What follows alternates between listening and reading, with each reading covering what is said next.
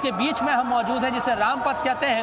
और यहाँ से मुख्यमंत्री जी, आप देखिए ये तस्वीर देखिए, मुख्यमंत्री जी यहाँ पर, मुख्यमंत्री योगी आदित्यनाथ अब यहाँ से निकल रहे हैं। ये उनकी फ्लीट की गाड़ियाँ हैं, ये इनकी फ्लीट की गाड़ियाँ हैं। मुख्यमंत्री योगी आदित्यनाथ निकल रहे हैं।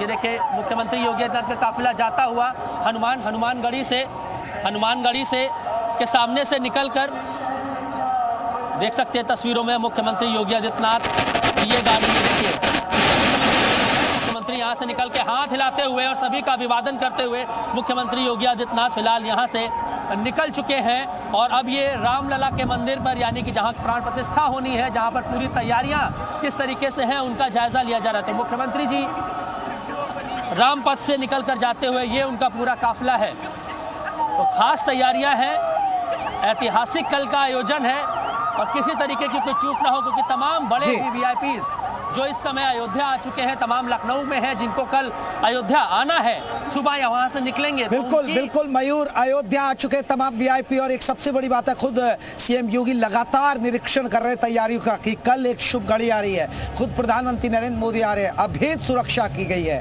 यानी आपको बता दें किस तरह की सुरक्षा, पहले आप ग्राफिक्स के जरिए हम आपको ये चीजें दिखाते हैं। आपको बता दें यूपी पुलिस सुरक्षा में, यूपी पुलिस है, बड़ी बात है, बहुत सारी फोर्सेस के जवान लगाए गए यूपी पुलिस के।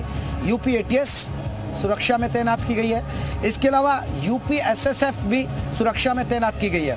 इसके अलावा यूपी एसटीएफ भी तैनात है। एटीएस के साथ साथ यूपी एसटीएफ भी तैनात की गई है। इसके अलावा पीएससी के जवान, सीआरपीएफ के जवान तैनात रहेंगे। इसके अलावा एनडीआरएफ के जवान तैनात किए गए, इंटेलिजेंस ब्यूरो के जवान तैनात किए गए। और जवानों की बात करें तो 11,000 जवान तैनात किए गए हैं। इसके अलावा 10,000 अयोध्या में सीसीटीवी लगाए गए, यानी पूरा जो अयोध्या है वो 10,000 सीसीटीवी की निगरानी में है। लगातार मॉनिटरिंग की जा रही है, सीसीटीवी के जरिए हर गतिविधि को देखा जा रहा है। इसके अलावा ड्रोन कैमरे भी हैं, दर्शकों को बता दें ड्रोन कैमरे का भी इस्तेमाल किया गया और एंटी ड्रोन की भी संख्या यहाँ 12 के आसपास रखी गई है। तो सुरक्षा है। और देखिए सुरक्षा के साए में है पूरी अयोध्या। एचएस रावत हमारे साथ जुड़ गए, हिंदू धर्म गुरु है। रावत साहब, कैसा लग रहा है? वो लम्हा, वो पल आने वाला है बस। जेपी शर्मा जी, रोंगटे खड़े हो रहे हैं। यानी आदमी को इतनी खुशी होती है, कैसे लगता है कि वो समय भी याद है हमें कि जब 92 के अंदर उसी प्रकार के जय श्री राम के नारों का उद्घोष हुआ करता था और पूरी अयोध्या के चारों तरफ एकदम पीला ही पीला दिखाई देता, भगवा ही भगवा दिखाई देता था। और आज दोबारा से आपके माध्यम से मुझे देखने को मिल रहा है कि जय श्री राम, यानी एक अद्भुत ये क्षण है, खुशी का क्षण है और धार्मिक आजादी का क्षण है। 500 वर्ष से भगवान राम के लिए हम गली गली राम राम बोलते थे, लेकिन भगवान राम का मंदिर नहीं था, विवादित था। कोर्ट में तारीख पे तारीख होती थी, कितने लोग उल्टा सीधा बोलते थे, बहुत सारे कष्ट हम लोगों ने सहे, भक्तों ने सहे। लेकिन जेपी जी आज के माध्यम से मैं जो देख पा रहा हूँ, आज वाकई आनंद की वो घड़ी आ चुकी है और कल वो ऐतिहासिक और क्रांति का दिन आ जाएगा जो इतिहास रचेगा। कल से वो दिन होगा जो भारत विश्व गुरु कहलाएगा। ज्ञान के क्षेत्र के अंदर भारत निश्चित तौर पर हम ये कह सकते हैं कि हम दुनिया को ज्ञान देने वाले हैं, दुनिया को हम वो चरित्र देने वाले हैं, दुनिया को हम अहिंसा देने वाले हैं, दुनिया को पाठ पढ़ाएंगे कि जिससे ये प्रकृति जो है, ये पृथ्वी लोग है, ये शांति का जीवन जी सकता है। इसलिए निश्चित तौर पर आप जो हमें विजुअल दिखा रहे हैं, उनके माध्यम से हमें ऐसा फील हो रहा है जैसे हम भी वहीं पर भ्रमण कर रहे हो, भगवान में हो चुके हैं। ये आनंद का क्षण है और कल जो हमारी, बिल्कुल रावत साहब, वाकई में ऐसा ही क्षण है और एक अद्भुत क्षण है, एक अलौकिक क्षण है। और जो हम यहाँ देख रहे हैं पिछले 10 दिन से, और भी हमारे सहयोगी 15 दिन से यहाँ रुके हो, वाकई में अयोध्या राम में हो चुकी है, पूरा देश राम में हो चुका है। चलिए कवि कुमार विश्वास ने क्या कुछ कहा वो सुनाते हैं। तो युद्ध निपट गया, लंका में अंतिम दिन है और सैन्य कक्ष में भगवान राघवेंद्र सरकार और मिथिलेश कुमारी बैठी हुई है। तो क्या कहा होगा अपने पति से इन 14 वर्षों के कष्ट के बाद माता ने। लंबा गीत है, उसका एक बंद सुनाता हूँ क्योंकि माइक भी खराब, आवाज भी नहीं है, आवाज भी दोनों खराब।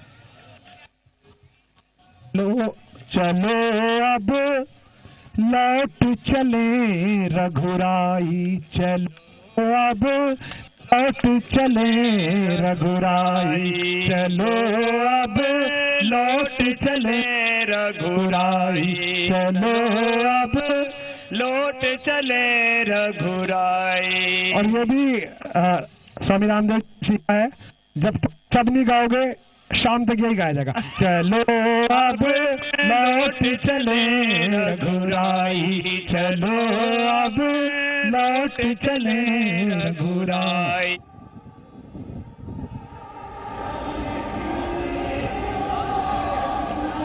तो चलिए, आप देख रहे हैं हमारा ये खास बुलेटिन अयोध्या से, यूपी में आगे उत्तर, और आपको हम दिखा रहे हैं भव्यता दिव्यता, वीआईपीज आ गए हैं, उनमें किस तरह का उत्साह है। अयोध्या से हमारा ये खास बुलेटिन आप देख रहे हैं। तो चलिए, अब दर्शकों को हम दिखाने जा रहे हैं कि अयोध्या की सुरक्षा कितनी कड़ी की गई है। चप्पे चप्पे पर सुरक्षा बल मौजूद है। पहले आप रिपोर्ट के जरिए देखिए कि अयोध्या में कितने पुख्ता इंतजाम है प्राण प्रतिष्ठा की तैयारी के लिए।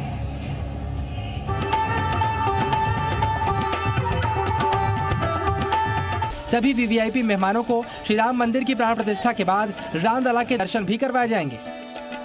इसके अलावा मंदिर परिसर के अंदर मेहमानों के लिए बैटरी कार और व्हील चेयर की व्यवस्था भी की जाएगी। इस दौरान सुरक्षा इतनी अभेद्य होगी कि बगैर पास के कोई भी मंदिर परिसर में मौजूद नहीं रह सकेगा। इधर से जाते टाइम पूरा उनका स्वागत किया जाएगा, उनके ऊपर फूलों का वर्षाव किया जाएगा और इस तरीके से अंदर जाके उनको सबको दर्शन देंगे।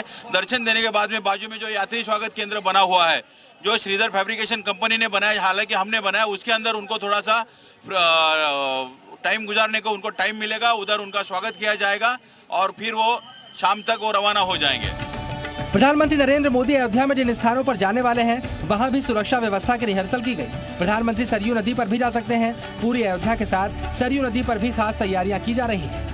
सरयू के घाटों को खास तरीके से सजाया गया है, तैयार किया गया है। हम इस समय सरयू घाट पर मौजूद हैं, जहां पर साफ सफाई की व्यवस्थाएं आप देख सकते हैं। सारे घाट की सीढ़ियां चमचमा रही हैं, गंदगी का कहीं नामो निशान नहीं है। एनडीआरएफ की टीमें सुरक्षा के लिए कई जल टीमें लगाई गई हैं, जो लगातार इस पेट्रोलिंग में जुटी हुई हैं। और बीच में ये आप देख रहे हैं एक कंट्रोल रूम बनाया गया है। चलिए, अब आपको प्राण प्रतिष्ठा से पहले किले में तब्दील हुई अयोध्या की सुरक्षा व्यवस्था के बारे में बताते हैं। प्राण प्रतिष्ठा के मेहमानों की लिस्ट में प्रधानमंत्री समेत देश के बड़े बड़े वीवीआईपी शामिल हैं। ऐसे में अयोध्या की सुरक्षा के लिए 13,000 जवानों को तैनात किया गया है। पूरी अयोध्या में 10,000 सीसीटीवी कैमरों से नजर रखी जाएगी। इस दौरान एआई सीसीटीवी का भी इस्तेमाल किया जाएगा। अयोध्या में सुरक्षा के लिए एंटी ड्रोन तकनीक का भी इस्तेमाल होगा। इस दौरान अयोध्या में जिन गाड़ियों को परमिशन दी जाएगी, वही सड़कों पर दिखाई देंगी। क्योंकि हमारे 15 पूरा का पूरा जोन और सेक्टर्स में हमारे बटा हुआ है। डिफरेंट एरियाज में हमने अलग अलग कर दिए हैं। जो कुछ स्टैटिक हमारी जोन्स भी हैं, वो सब कुल मिलाकर के हर संवेदनशील क्षेत्र में हमारे लोग तैनात हैं और हम लोग लगातार भ्रमण करके सुनिश्चित करा रहे हैं कि कल का जो कार्यक्रम है उसमें सुचारू रूप से यातायात व्यवस्था रहे। और उसके लिए जो ट्रैफिक एडवाइजरीज हैं, मीडिया से है, पब्लिक से, सबके लिए उसको हम इन्फोर्स भी कराएंगे।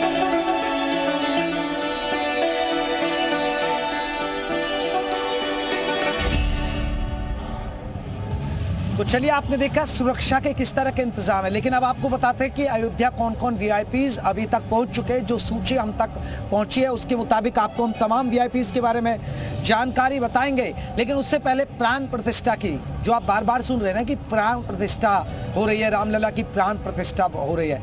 बहुत से लोग जानते हैं कि प्राण प्रतिष्ठा होती क्या है, लेकिन बहुत से लोगों को यह जानना जरूरी है कि रामलला की वो प्राण प्रतिष्ठा है क्या। जब भी किसी मूर्ति की प्राण प्रतिष्ठा होती है, उसमें होता क्या है, ये जानना आप सभी दर्शकों के लिए जरूरी है। आप बताते हैं प्राण प्रतिष्ठा के बारे में, दर्शकों को बता दें। प्राण शब्द का अर्थ है जीवन।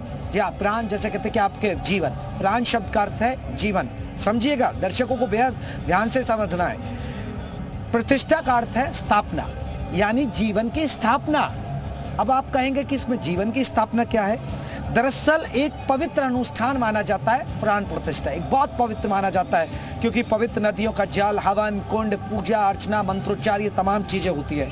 देवी देवता का वहाँ आह्वान किया जाता है, देवताओं का आह्वान किया जाता है, देवता को जीवंत स्थापित किया जाता है और प्राण प्रतिष्ठा के बाद प्रतिमा देवता में बदल जाती है। यानी जिसे हम मूर्ति महज समझते हैं, जब उसकी प्राण प्रतिष्ठा होती है, हवन यज्ञ होते हैं, मंत्रोच्चार किया जाता है, तो वो एक देवता के रूप में प्रतिमा बदल जाती है। तो ये होता है प्राण प्रतिष्ठा। अब दर्शकों को बताएंगे कौन कौन वीआईपीज अब तक पहुंच चुके हैं, उनके बारे में हम पूरी आपको जानकारी दे दें। मुख्यमंत्री योगी आदित्यनाथ, आपको पता है वो दोपहर में ही पहुंच गए थे, वो अभी भी दौरा कर रहे हैं। मुख्यमंत्री योगी आदित्यनाथ पहुंच गए। इसके अलावा HD देवेगौड़ा, पूर्व प्रधानमंत्री, वो भी अयोध्या पहुंच चुके हैं। इसके अलावा चंद्रबाबू नायडू, पूर्व CM आंध्र प्रदेश, वो भी यहाँ पहुंच चुके हैं। डॉक्टर सुभाष चंद्रा, पूर्व राज्यसभा सांसद हैं, वो भी यहाँ पहुंच चुके हैं। इसके अलावा बाबा रामदेव, वो भी यहाँ पहुंच चुके हैं, अयोध्या पहुंच चुके हैं बाबा रामदेव भी।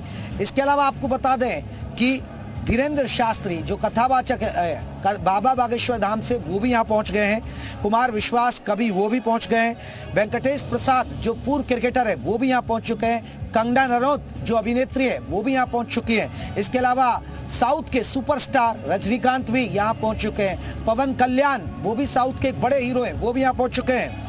मोहन भागवत भी आपको बता दें कि वो संघ प्रमुख भी यहाँ पहुँच चुके हैं। सोनू निगम यहाँ पहुँच चुके हैं। इसके अलावा सुभाष घई फिल्म निर्देशक, वो भी यहाँ पहुँच चुके हैं। विवेक ओबराय, वो भी यहाँ पहुँच चुके हैं। तो बहुत सारे फिल्म सितारे पहुँच गए थे। मयूर का रुख कर लेते। मयूर, क्या अपडेट आपके पास? बिल्कुल, देखिए, भगवान श्री राम को उनके घर तक पहुंचाने के लिए कल प्राण प्रतिष्ठा से पहले भगवान श्री कृष्ण अयोध्या की नगरी में उतर आए हैं। ये इनकी वेशभूषा देखिए और ये इनकी जरा सजावट देखिए, इनके वस्त्र देखिए। ऐसा लग रहा है भगवान श्री कृष्ण खुद खुश होकर आज अयोध्या में है। सुबह से ये यहाँ पर घूम रहे हैं, हाथों में इनके बांसुरी है। लेकिन इनको आधुनिक श्री कृष्ण जरूर कहेंगे, क्योंकि इन्होंने अपने आंखों पे चश्मा पहन रखा है और जिस तरीके से भगवान श्री कृष्ण कभी तैयार होते रहे होंगे, उसी तरीके से इन्होंने अपने अवतार को यहाँ पर दिखाने का काम किया। भाई साहब, कहाँ से हैं, क्या नाम हो गया? मैं महाकालेश्वर उज्जैन मध्य प्रदेश से आया हूँ। अद्भुत स्वामी श्री कृष्ण हमारा नाम है और बचपन से मैं भक्ति करता था, तो भगवान महाकालेश्वर ने मुझे ऐसा रूप दिखाया 16 साल पहले। तो मैं हमेशा दिन रात ऐसे रहता हूँ। 16 साल से लगातार आप ऐसे रहते हैं? हाँ, 16 साल से लगातार ऐसे रहता हूँ मैं। ये तो मानना बड़ा मुश्किल वाला काम है। अच्छा, अयोध्या पहुँचे हैं, आज अयोध्या की भव्यता दिव्यता देख के क्या कहिएगा? मैं ये कहना चाहता हूँ कि ऐसा लग रहा है जैसे स्वर्ग से अमृत बरस रहा है और स्वर्ग जैसा लग रहा है। आपको ताज्जुब होगा कि जो जितनी आत्माएं आप देख रहे हैं, ये सारी आत्माएं भगवान को अत्यधिक प्रेम करती हैं, इसलिए इतनी ठंड में भगवान को देखना चाहती है। ये बताइए, भगवान श्री राम का मंदिर तो बन गया, लेकिन कहा जाता है ये अभी झांकी है और बहुत चीजें अभी बाकी हैं, तो मथुरा में श्री कृष्ण के मंदिर के लिए क्या कहिएगा? मैं ये कहना चाहूँगा कि अभी आपने देखा होगा कि कुछ दिन पहले भगवान शंकर प्रकट हुए। तो एक बेलपत्री चढ़ाइए, जल चढ़ाइए और सारे कैंसर में से सारे रोग ठीक हो गए। इसके बाद हनुमान जी पैदा हुए, हनुमान जी प्रकट हुए, तो फिर बागेश्वर धाम के नाम से सारी बीमारियां दूर हुई। फिर आप चलिए मयूर, लौटेंगे, हम लौटेंगे आपके पास। आपको बता दें हमारे साथ धर्मेंद्र गिरी भी जुड़ गए, हिंदू धर्म गुरु है। धर्मेंद्र गिरी जी, आपका बहुत बहुत स्वागत है हमारे इस शो में। हम अयोध्या से एक खास बुलेटिन दिखा रहे हैं, अयोध्या से लाइव तस्वीरें भी लोगों को दिखा रहे हैं। सर, राम मंदिर की प्राण प्रतिष्ठा कल होने जा रही है, कैसा उत्साह आप लोगों में? एक ही नारा, एक ही काम, सब मिलकर बोलो जय श्री राम, जय श्री राम। आज बहुत ही आनंद का क्षण है और अभी हम भगवान श्री कृष्ण जी के दर्शन करके वहीं पर आज आए हैं और अपने रामलला देव आराध्य के कल प्राण प्रतिष्ठा में हम बहुत बेसब्री से इंतजार कर रहे हैं कि आने वाला समय हमारा ऐसा हो कि विश्व का कल्याण हो, क्योंकि भगवान श्री राम सबके दाता हैं और ऐसी उनकी छवि, जो दिव्य छवि का हम लोग कल दर्शन करेंगे, मैं समझता हूं कि पूरे विश्व का कल्याण होगा और ऐसी स्थिति देखने को बनेगी, ऐसा आयोजन होगा कि आज तक इस भूमि पर ऐसा कोई आयोजन ना हुआ। क्योंकि भारत की हर गली, हर शहर, हर गांव ऐसे सज रहा है जैसे फिर से दिवाली आई, फिर से दिवाली आई। जिस प्रकार माननीय नरेंद्र मोदी जी के नेतृत्व में और हमारे योगी जी की कार्यशैली में इस भव्य और दिव्य आयोजन को, जो भगवान श्री राम की प्राण प्रतिष्ठा होने जा रही है, मैं समझता हूं कि आने वाला समय भारत ही नहीं पूरे विश्व में और पूरा विश्व पटल आज राम में है। कल जब हम देखेंगे तो मुझे लगता है कि हर किसी के छोटे से बड़े से बच्चे से बूढ़े तक सभी लोग राम में होते नजर आ रहे हैं और सभी के अंदर ऐसी भावना आ रही है कि हर कोई चाहता है कि वो राम के स्वरूप में अपने आप को दिखाना चाह रहा है कि मैं राम के स्वरूप में दिखने लगूं। ऐसी लोगों की भावना है। मुझे लगता है कि भगवान श्री राम सबकी कामना पूर्ण करेंगे और आने वाला जीवन सभी के जीवन शैली में सबकी कामना पूर्ण करेंगे। और भी हमारे साथ मेहमान जुड़े, शुभम जी शुभम गिरी जी, मैं आपसे एक रिएक्शन चाहूँगा, आपसे जानना चाहूँगा, बहुत से सारे लोग ऐसे हैं चीनी नुक्ता कर रहे हैं, सवाल उठा रहे हैं, ऐसे शुभ मौके पर, ऐसे मंगल मौके पर आप लोगों की तरफ से क्या संदेश है उन लोगों के लिए?